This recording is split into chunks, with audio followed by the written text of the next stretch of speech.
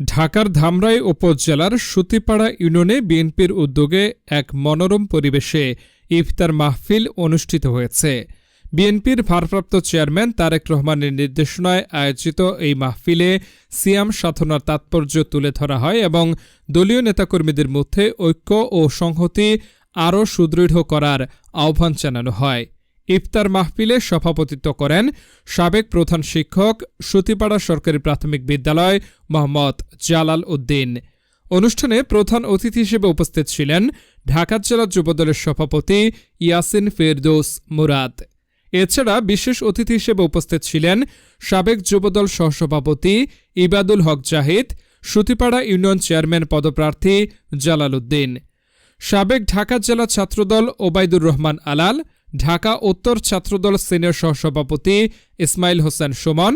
অনুষ্ঠানে বিএনপি ও অঙ্গ সংগঠনের বিভিন্ন পর্যায়ের নেতাকর্মীরা অংশ নেন। স্থানীয় নেতাকর্মীরা মনে করেন এই ইফতার মাহফিল দলীয় সংহতি আরও দৃঢ় করেছে এবং ভবিষ্যতেও এ ধরনের উদ্যোগ দলকে আরও সুসংগঠিত ও ঐক্যবদ্ধ করবে।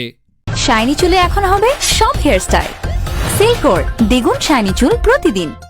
আজকে কিন্তু এইখানে আমরা সকলে একত্রিত হয়েছি।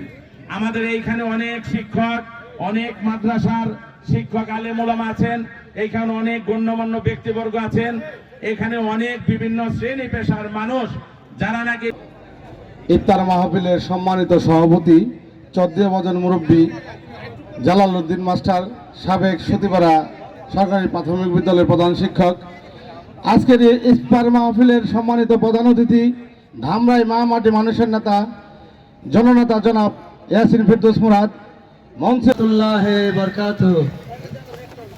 বিসমিল্লাহির রহমানির রহিম। আমি বেশি কিছু